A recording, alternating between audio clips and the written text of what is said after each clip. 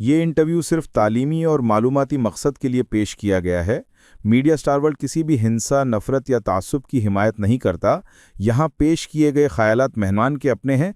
Channel उनसे ज़रूरी नहीं कि इत्तेफाक रखे। हेलो, नमस्कार, आदाब, सत श्री अकाल और अस्सलाम वालेकुम। मैं हूं मोहम्मद अहमद काज़मी, लेकर आया हूं आपका पसंदीदा कार्यक्रम आपके रूबरू। जिस वक्त हम आपसे बात शुरू करते हैं तो अक्सर ये समझना मुश्किल हो जाता है कि कौन कौन से इश्यूज को आपके सामने डिस्कस किया जाए, क्योंकि हर तरफ से जो खबरें आ रही हैं वो बड़ी मनफी किस्म की हैं और कभी कभी बहुत ही परेशान करने वाली होती हैं। एक तरफ तो हम वेस्ट एशिया से मुसलसल जुल्म की खबरें, जो जंगबंदी हुई उसकी खिलाफ वर्जियों की खबरें मुसलसल सामने आ रही हैं। उधर हमारे यहां भी नफरत फैलाने का इंतजाम बहुत तेजी से किया जा रहा है।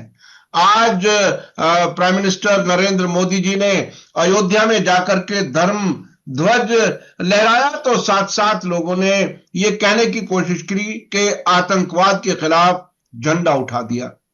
कौन कर रहा है आतंकवाद? कहां से आया आतंकवाद? कौन है आतंकवाद में आज तक जितनी सजाएं मिली हैं वो किन लोगों को मिली हैं? वो बहुत सी चीजें ऐसी हैं जो आज हमें शमसुल इस्लाम साहब बताएंगे कि आखिर किस तरफ मुल्क को ले जाया जा रहा है। वो जो इजराइल की जायनिज्म है, यहूदियों की, वो और आरएसएस की जायनिज्म जो भारत में है, उसको बहुत अच्छी तरह से वो जानते हैं। वो आपको बहुत आसान अल्फाज में समझाएंगे।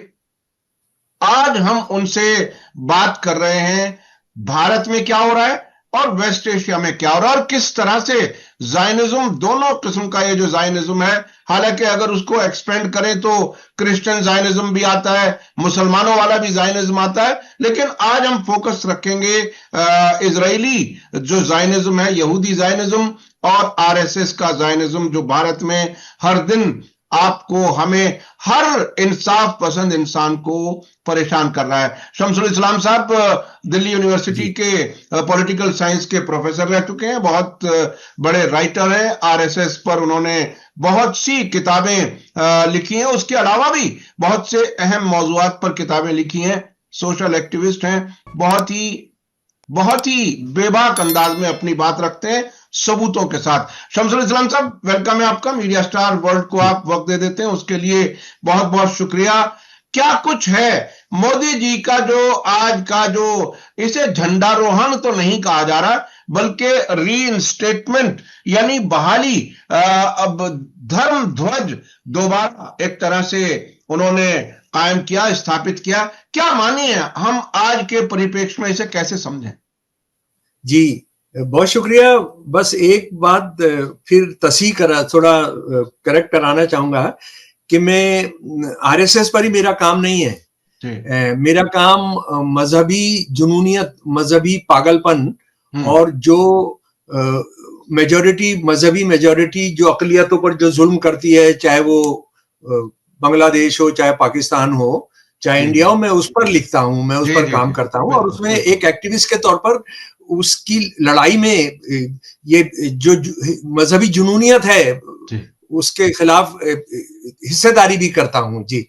और दूसरी बात, ये मीडिया स्टार वर्ल्ड पर आना इसलिए चाहता हूँ कि हम सिर्फ ये अखबारी तबसरा नहीं करते हैं, बल्कि हम वजूहात ढूंढते हैं। जो कुछ वाकयात अमल में आ रहे हैं या घट रहे हैं, तो उसको क्यों हो रहे हैं उसको समझना बहुत ज्यादा जरूरी है।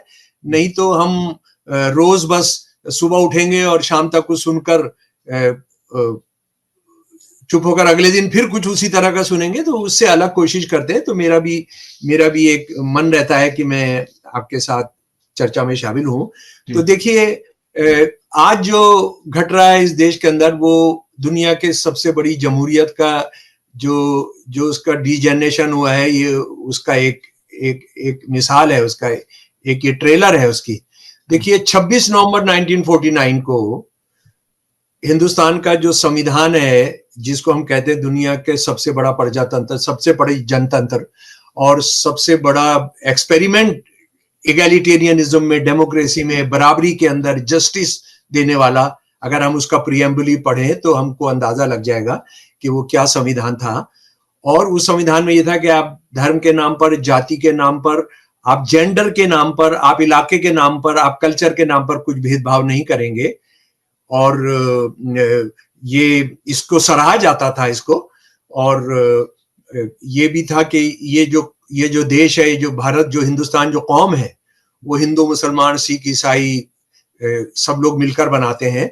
वो कैसे रास्ता बदलकर वो देश जो है, उसकी जो गाड़ी है वो रास्ता बदलकर कहाँ चली जा रही है, उसका आज जो घटना घट रही है अयोध्या के अंदर, कि अयोध्या राम मंदिर बाबरी मस्जिद की पर बनाया गया, वो मुझे लगता है कि अगले एपिसोड में हमने जरूर बात करनी चाहिए, क्योंकि 6 दिसंबर भी आ जाएगा।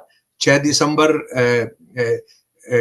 जो बाबरी मस्जिद को ढहाने का और उसको शहीद करने का जो दिन है, कि वो किसी भी जो हिंदू स्क्रिप्चर हैं, जो बहुत पुरानी भी हैं, यानी बाबरी मस्जिद को बनने के बाद की हैं, उसमें कभी कोई जिक्र नहीं है कि बाबरी मस्जिद जो है बनाई गई कोई राम मंदिर की जगह पर। सुप्रीम कोर्ट ने अपने जजमेंट में कहा, जिसने कहा कि बाबरी मस्जिद की जगह मंदिर बनवा दिया जाए, उसने कहा कोई सबूत नहीं है, कोई मंदिर नहीं गिराया गया था। उसकी मस्जिद की नींव, मस्जिद की जो मलबा है, उसके अंदर से कुछ भी नहीं मिला है। लेकिन फिर भी हमारे चीफ जस्टिस जो थे और जस्टिस जो थे, उनको भगवान ने आकर, उनको जब उन्होंने बातचीत की कि जनाब क्या फैसला दें, तो भगवान ने उनको बताया कि नहीं, तुमने इसको यहाँ पर मंदिर बनवा देना चाहिए। तो हमारा चीफ जस्टिस बोल चुका है, जिसने जो उसकी बेंच में था, बाद में चीफ जस्टिस बना। और मजे की बात यह है कि गोस्वामी तुलसीदास जो भगवान राम को उत्तरी भारत के अंदर घर घर में पहुंचाने वाले, राम बनाने वाले जो हैं, वो बाबरी मस्जिद जब बनाई गई राम मंदिर को गिराकर, उसके 39 साल के बाद उन्होंने रामचरितमानस लिखा।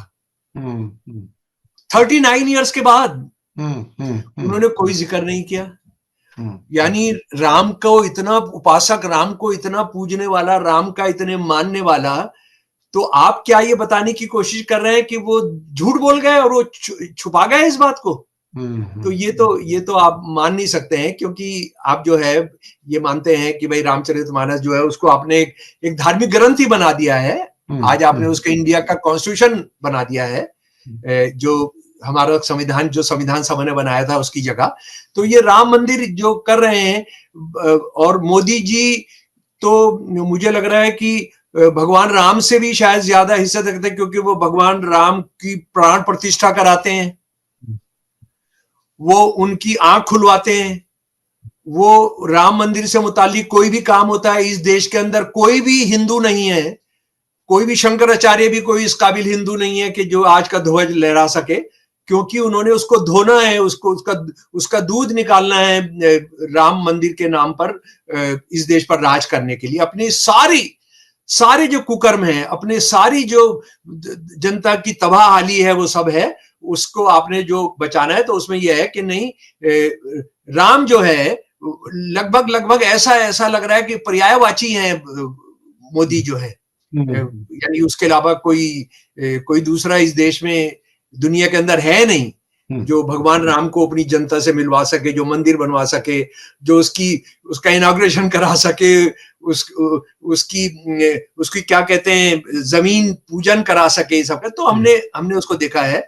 और इसमें एक और बहुत दुखद है घटना, कि भारत की सेनाएं जो हैं, भारत के 3 विंग हैं सेना के, तीनों विंग जो हैं वो सेकुलर माने जाते हैं। उनको यह है कि वो भारत के संविधान के प्रति वो प्रतिबद्ध है। और आप जानते हैं कि जो कैंटोनमेंट्स होते हैं उसमें गुरुद्वारा होता है, मस्जिद भी होता है, उसके अंदर मंदिर भी होता है, ये सारी चीजें होती है। लेकिन आज वो राम मंदिर के उसमें भारत की सेनाओं को भी इन्वॉल्व किया गया है, वो झंडा खड़ा करने के लिए।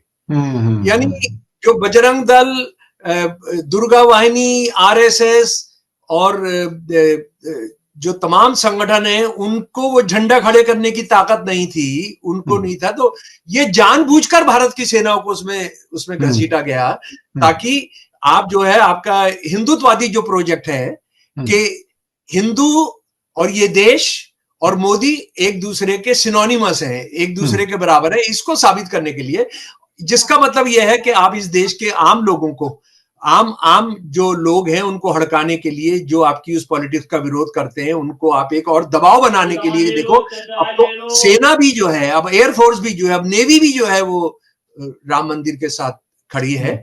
तो आप क्या अंजाम होगा उसको जाकर आप समझ सकते हैं। ये पाकिस्तान में तो हम देखते हैं, बांग्लादेश में हम देखते हैं, अरब देशों के अंदर देखते हैं जहां शेख है कि राज्य और धर्म, एक धर्म आप मिला देते हैं। यहाँ तो सब धर्मों को हमने बराबर माना था। तो ये जो हालात है, और ये मोदी जी जो कर रहे हैं, ये नेतन्याहू के बहुत करीबी दोस्त भी हैं। नेतन्याहू पर भी हम जाएंगे। एक चीज जो अभी बहुत ही अहम जिस तरह से आपने हाईलाइट की और वो याद रखने की है कि एक वो जो इल्जाम लगाया गया था कि मंदिर को तोड़ करके मस्जिद बनाई गई, उसकी तो कोई कंफर्मेशन नहीं हो सकी, कोई रिसर्च में नहीं आ सका, सुप्रीम कोर्ट को कहीं नहीं मिल सका। लेकिन आज का ये सबूत बाकायदा कागजों में दुनिया के सामने कैमरों में है मौजूद, जिसमें ये सबूत मौजूद है कि मस्जिद को गिरा करके राम मंदिर बनाया गया। इससे कोई इनकार नहीं कर सकता भारत की राजनीति में। ये दो वॉल्यूम के अंदर जजमेंट है सुप्रीम कोर्ट का। जी, सुप्रीम कोर्ट का जजमेंट है जनाब। ये जजमेंट 2 साल पहले दिया गया, और इस जजमेंट के अंदर ये लिखा गया है साफ साफ, यानी पूरे के पूरे हिंदुत्ववादी सबूत उन्होंने पेश किए, और उसके बाद ये कहा कि कोई मंदिर नहीं था, कोई मंदिर नहीं तोड़ा गया था, ये मस्जिद ही थी। ये और राम के नाम पर वहां 100 मंदिर थे। ये अकेले जिस मंदिर को कहा जा रहा है वो अकेला मंदिर नहीं था। ये सारी चीजें जो है, तो कोई इस तरह का कर दिया है कि बेपढ़े लिखों का ये देश है, जिसको कोई सोचना समझना नहीं है। बस मुसलमान जो 14.5% हैं और जो सारे गरीब हैं, तो आप उनको गरीब की जोरू मानकर आप उनके साथ कुछ भी कर सकते हैं। तो ये है। और फिलिस्तीन में क्या हो रहा है? जी। फिलिस्तीन के अंदर सैकड़ों यूनाइटेड नेशंस के प्रस्ताव के बावजूद, सैकड़ों कानूनों के बावजूद, सैकड़ों वार्निंग्स के बावजूद, सैकड़ों इजराइल को सेंसर करने वाले सिक्योरिटी काउंसिल्स के जजमेंट्स के बावजूद आप वहां पर क्या किए जा रहे हैं। और उसको छोड़िए, आपने जो अभी थोड़े दिन पहले एक समझौता कराया, सीज फायर कराया है, सीज फायर की किस बात को माना जा रहा है? सीज फायर की किसी चीज को नहीं माना जा रहा है। कल आपने 25 लोग मारे हैं, परसों आपने 50 लोग मारे थे। आप यूनाइटेड नेशंस का ये कहना है, जो इंटरनेशनल ह्यूमन राइट्स ऑर्गेनाइजेशन का कहना है कि जहां जहां इजराइल और अमेरिका ने मिलकर खाने के सेंटर चलाए, हालांकि कल से वो भी बंद कर दिए गए, जो इजराइल और अमेरिका ने मिलकर राहत के कैंप चला रहे थे, वहां पर बमबारी कर रहे हैं। वहां किस तरह से किया गया है कि मान लीजिए ये इजरायली सेना है एक जगह, ये उससे पहले ये फिलिस्तीनी लोग रहते हैं जो भी सड़कों पर पड़े हैं सब है, और इजरायली सेना के पीछे वो राहत बांट रहे हैं वो। अब ये फिलिस्तीनियों को इन इजरायली सेना से बचकर निकलना होता है। इजरायली सेना उसमें जिसको चाहे मारते हैं, बच्चे हैं, औरतों, कुछ भी हो, उनको मार देते हैं। जी। और जो आपने समझौता किया, उस समझौते की आपने क्या हद करके रखी है उनको पता है। और इस बारे में मैं आपको एक बहुत क्या हो रहा है वहां पर उसके बारे में मैं आपको बताना चाहता हूं कि एक बहुत मशहूर जर्नलिस्ट है, एक बहादुर जर्नलिस्ट है, उनका नाम है फराह अबू। फराह अबू पिछले 3 महीने से जेल के अंदर बंद है।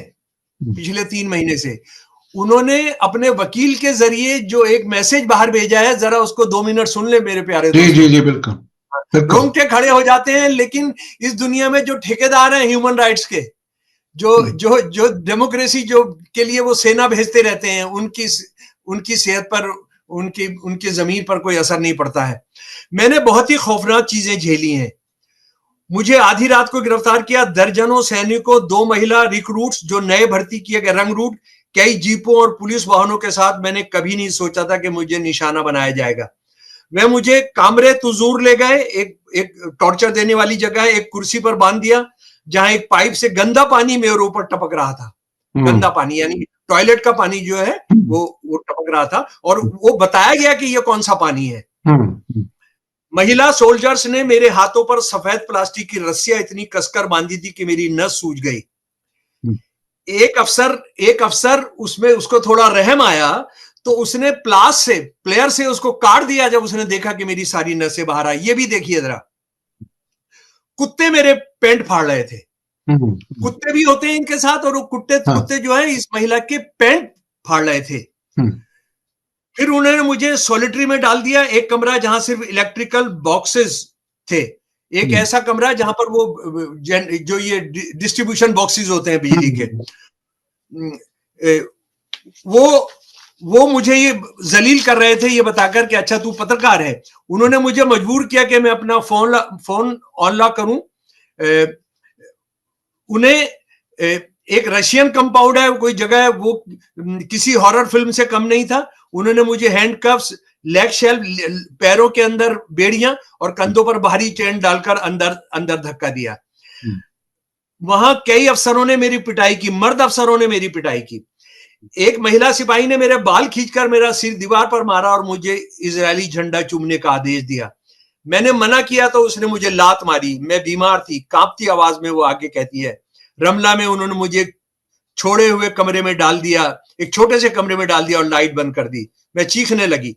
फिर मुझे एक अंडरग्राउंड सेल में डाला गया जहां कॉकरोच, कीड़े और बेडबग भरे पड़े थे।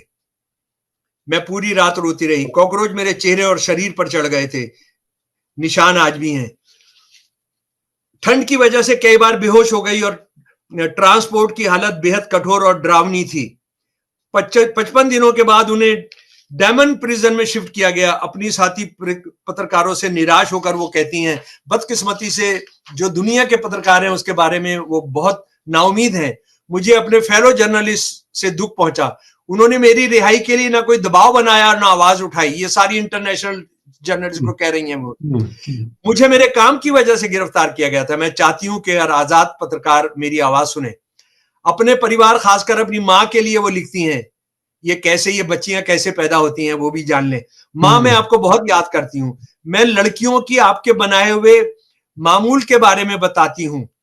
मेरे सबसे प्यारी यादें वो कविताएं हैं जो आप मेरे लिए लिखती थी, जिन्हें मैं रेडियो पर पढ़ा करती थी। यानी माँ से जो विरासत में मिला उसको करें। और इनको ज़ायनिस्ट को क्या विरासत में मिला? वो विरासत में मिला कि वो मोदी के साथ दोस्ती उन्होंने की हुई है। मोदी के हथियार लेकर ये सब घूमते हैं, मोदी का डायनामाइट लेकर ये घूमते हैं। उसके बाद ये दुनिया में आज ये सवाल नहीं पूछा जा रहा कि भाई आखिर वो जो आपने बताया था कि इंटरनेशनल फोर्स होगा, एक वो टोनी ब्लेयर आएगा, वो सब होगा, वो सब क्या नतीजा निकलेगा।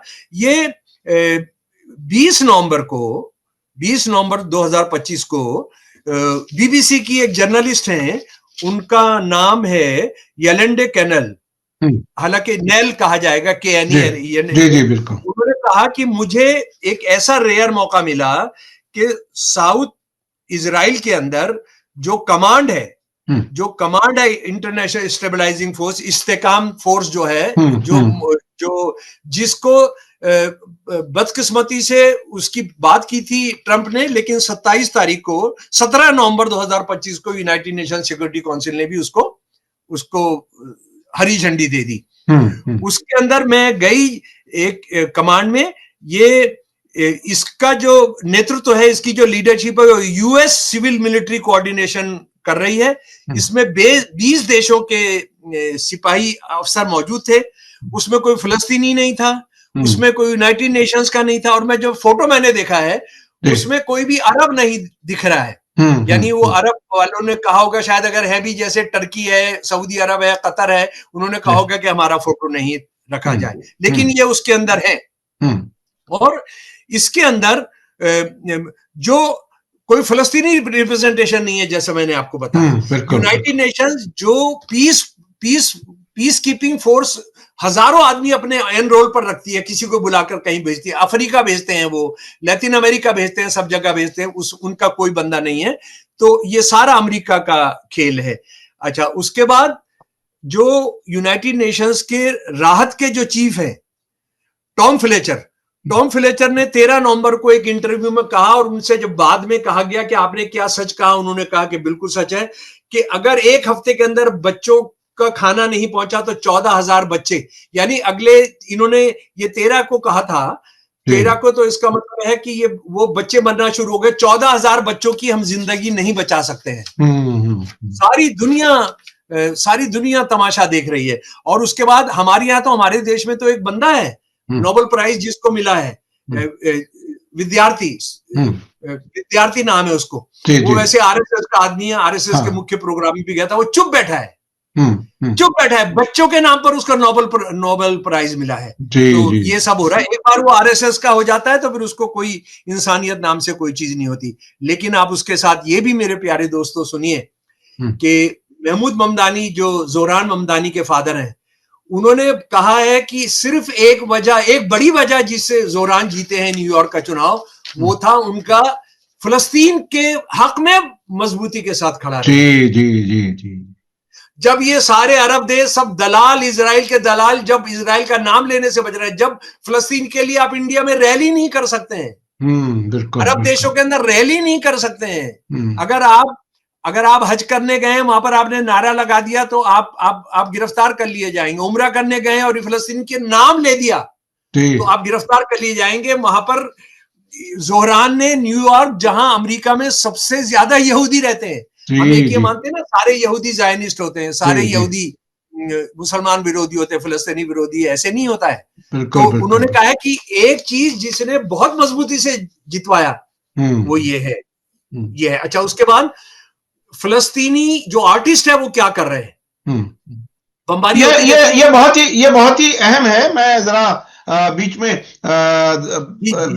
ये ममदानी वाकई जिस तरह से वो जीते हैं, उससे एक तरह से अमेरिकी समाज की नब्ज समझ में आती है। यानी जो सड़कों पर प्रोटेस्ट हो रहा था, वो उसका जो असर है वो डाई डाउन नहीं हुआ है, उसका असर बाकायदा मौजूद है।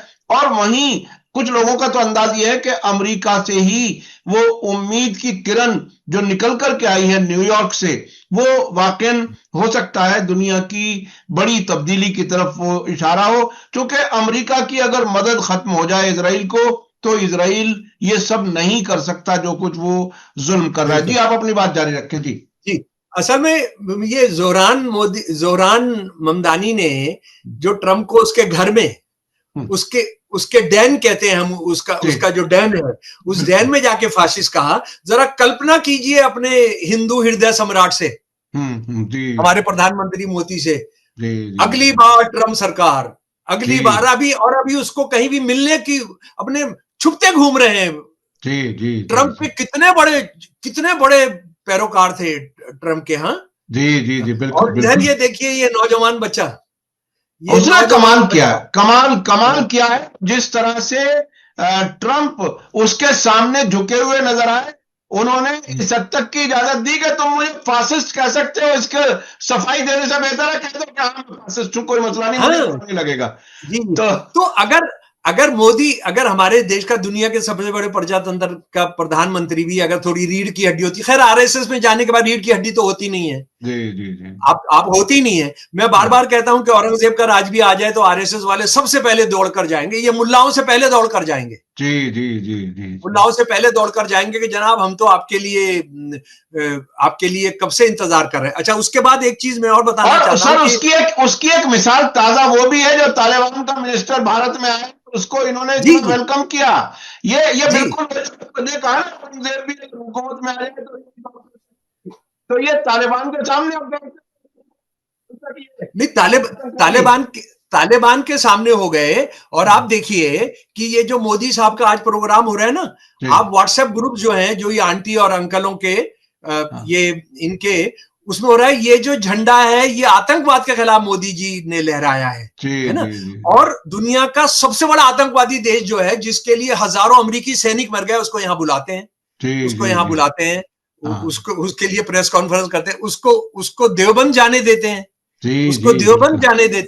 और जबकि ये बोलते हैं कि इसके बाद दूसरा मिनिस्टर भी लेकर के कारोबार के साथ ही करेंगे। हेलो हाँ जी, अच्छा, आपकी आवाज कुछ गड़बड़ हो रही है जी। अच्छा अच्छा, अब मेरे ख्याल से मेरी तरफ से ठीक है, अब आवाज मेरी ठीक आ रही है? जी जी जी, जी अब ठीक आप है। अपनी बात और जारी रखें। जी, नौजवान आर्टिस्ट क्या कर रहे हैं, सुबह ही सुबह 4 बजे समंदर के किनारे पहुंच जाते हैं। ये तो हम जानते हैं ना, समंदर का बहुत बड़ा एक बहुत खूबसूरत इलाका है, इसीलिए हाँ उसको उस पर ये सब निगाहें भी थी हाँ, कि ये भी माना जाता था कि उसके लिए मोदी के टावर, वो ट्रम्प के टावर बनेंगे। ट्रम्प या गाजा मोदी में, के टावर एक ही बात है, ट्रम्प या गाजा मोदी में, के टावर एक जी। ही बात है जी, हम्म, हिस्सेदारी है इनकी। हाँ, तो ये क्या कर रहे हैं भाई साहब, रेत से हम्म, गाजा लिख दे रहे हैं, हाँ, फलस्तीन जिंदाबाद लिख दे रहे हैं। हम्म, उनके सामने ही मजबूत लहरें आती हैं, उसको बहाकर ले जाती हैं, फिर दोबारा रेत से बना देते हैं। जी जी जी जी जी जी, यानी यानी वो हर तरह से, बंदूक नहीं है, पत्थर नहीं है, कुछ नहीं है, खाना नहीं है, पानी नहीं है, लेकिन गाजा को जिंदा रखे हुए हैं, अपनी इंसानियत को जिंदा रखे हुए। अच्छा, उसके बाद सबसे अहम बात जो मैंने आज आपसे करनी थी, जी जी जी भाई, देखिए, इंपीरियलिज्म, हम्म, साम्राज्य क्या है? हम्म, साम्राज्य यह है कि सिर्फ आप पर कब्जा करने नहीं आता, हम्म, आपको लूटने नहीं आता, आपकी जो पैदावार है उसको हड़पने नहीं आता, बल्कि आपका जो एग्जिस्टेंस है, आपका जो अस्तित्व है, उसको मलियामेट कर कर आपको ये बताने का तुम तो गुलाम है, तुमको तो हम आए हैं इंसान बनाने के लिए, ये सिखाने आता है। और इंपीरियलिज्म ने दुनिया में जहां भी गया, इंपीरियलिज्म दुनिया में जहां भी गया, उसने सबसे पहले लूटपाट की वहां के जो नवादिरात होते हैं, वहां के जो म्यूजियम्स में होता है, वहां की जो लाइब्रेरीज होती हैं। जी जी जी जी जी, मैं इतिहास से हजारों उदाहरण आपको दे सकता हूं, लेकिन अभी आप जानते हैं कि जब लीबिया में पहुंचे ये अमेरिकी सैनिक और यूरोप के सैनिक, जब इजिप्ट के अंदर पहुंचे, सबसे पहले उन्होंने हमला किस पर किया? सबसे पहले हमला उन्होंने इस्लामिक स्टेट के बनी, सबसे पहले उन्होंने लूट करने पहुंचे म्यूजियम। इजिप्ट के म्यूजियम दुनिया के सबसे, सॉरी, इराक के म्यूजियम दुनिया के सबसे सबसे सबसे एंशिएंट सिविलाइजेशंस में से। बिल्कुल बिल्कुल उसके बिल्कुल, नवादरात खरबों खरबों अमेरिकी डॉलर में स्मगल होकर यहां पर आ गए, यहाँ पर आ गए। अच्छा, मैं एक अपने जाती तजर्बे से बताता हूँ। हमारे देश की ललित कला एकेडमी है, ये फाइन आर्ट्स एकेडमी है, इसकी यूनियन का मैं प्रेसिडेंट था 10-15 साल पहले। और मुझे क्यों बनाया गया था कि हमारे जो नवादरात थे, हमारे जो वैदिक काल की जो पेंटिंग्स थी या दूसरी चीजें थी, उसको कुछ लोग अफसर ललित कला एकेडमी के चेयरपर्सन बन जाते थे, काजमी जी, और उनको स्मगल करा रहे थे। तो मैंने जो रिसर्च किया उसमें पता लगा कि चरस अफीम को भेजना और लाना इतना फायदेमंद नहीं है जितना आप ये आर्ट पीसीज जो है, हिस्टोरिकल आर्ट पीसीज, इनको स्मगल करा देते हैं। तो समझा? तो ये उन्होंने किया है। और दिल्ली की लूट, लखनऊ की लूट जो 1857 में अंग्रेजों ने की है, उसकी तो अंग्रेजों ने खुद, अंग्रेज अफसरों ने जिन्होंने लूट में हिस्सा लिया, उन्होंने बहादुरी के कारनामे के तौर पर उसको लिखा है। अगर किसी साथी को चाहिए तो मैं उसका हिंदी उर्दू मैंने किया है। दिल्ली की लूट के अंग्रेजी अफसर का एक पूरा चैप्टर जो मैं साझा कर सकता हूं, क्या किया। यही उन्होंने फिलिस्तीन के अंदर किया है। और फिलिस्तीन के अंदर ये एक एबीसी नेटवर्क है, इसमें चेरीन याजबेक की मैं आपसे चाहता हूं कि आप ये रिपोर्ट जरूर पढ़ें। 23 नवंबर को ये रिपोर्ट आई है। ये फिलिस्तीन के अंदर, गजा के अंदर एक बड़ी मस्जिद है जो 700-800 साल पुरानी है, उमारी मस्जिद। उमारी मस्जिद जो है एक सेंटर है, कल्चरल सेंटर था फिलिस्तीनी जिंदगी का, फिलिस्तीनी इतिहास का, फिलिस्तीनी हिस्ट्री का। इसमें कितनी किताबें थी? ये 40,000 किताबें थी इसके अंदर, 40,000। अच्छा, मैं सुनने वालों को ये भी बताना चाहता हूं, आजकल तो जो मुसलमान हैं और जो ठेकेदार हैं इस्लाम के, उनको बस ये है किताबों में आग लगाओ, ये किताब पसंद नहीं है, वो किताब पसंद नहीं है। ये जानते नहीं है कि दुनिया में सबसे पहली लाइब्रेरीज मुसलमानों ने बनाई सेंट्रल एशिया में। बिल्कुल। ये जानते नहीं है कि किताब का छपवाने का काम उन्होंने शुरू किया। सेंट्रल एशिया में ऐसी लाइब्रेरी थी काजमी जी, जिसके अंदर 1-1 लाख किताबें थी। जी। मस्जिदों के साथ लाइब्रेरी हुआ करती थी, उसके साथ एक बड़ा हॉस्टल होता था, 100 कमरों का, 200 कमरों का, जिसमें सारी दुनिया से रिसर्चर आते थे और उनको पढ़ते थे, ये हमने जानना चाहिए, ये पढ़ना चाहिए। तो इसके अंदर भी लाइब्रेरी थी, और इस मस्जिद के अंदर ही थी, 2 बहुत पुराने चर्च के अंदर भी थी, उसकी मैं अभी बात करूंगा। बिल्कुल बिल्कुल। ये 8100 स्क्वायर मीटर के अंदर कमरे हैं, और 1190 स्क्वायर मीटर के अंदर इसका बाहर का लॉन है जी। इसमें कम से कम 800 साल का जो कलेक्शन है वो इल्म नजूम, खताती, लिटरेचर, मैथमेटिक्स की किताबें, इनके साथ क्या किया गया है, जो एक महिला जिनका नाम है अलमासी, हनीन अलमासी, उनका ये इंटरव्यू छपा है कि क्या हुआ है उसके साथ। उन्होंने बताया कि ये जो तमाम वहां पे मसवदे हैं, जो मैन्युस्क्रिप्ट्स हैं, वो हमारी कौम की हिस्टोरिक मेमोरी है, और ये इजरायली ये चाहते हैं कि हिस्टोरिक मेमोरी गायब हो जाए, हमारे आने वाली जनरेशन उसको जाने ही नहीं। इसमें जो काम है वो जरा सोचिए। शेख उथामा अल सबा, शेख मोहम्मद बसेसो, शेख नखाला और आलम अल करम, ये फिलिस्तीनी इतिहास के गुरु हैं, प्लेटो अरिस्टोटल है ये। जी शमसुल इस्लाम साहब, हमारे पास वक्त बिल्कुल खत्म होने जा रहा है। मुख्तसर आप कंक्लूड अगर कर सकें, आपने बहुत अहम बातें की। जी, इसी तरह का काम उन्होंने किया सेंट पेरोफेरियस का, ईसाइयों का बहुत बड़ा चर्च है, उसके साथ भी लाइब्रेरी थी, उसको पूरा तबाह किया।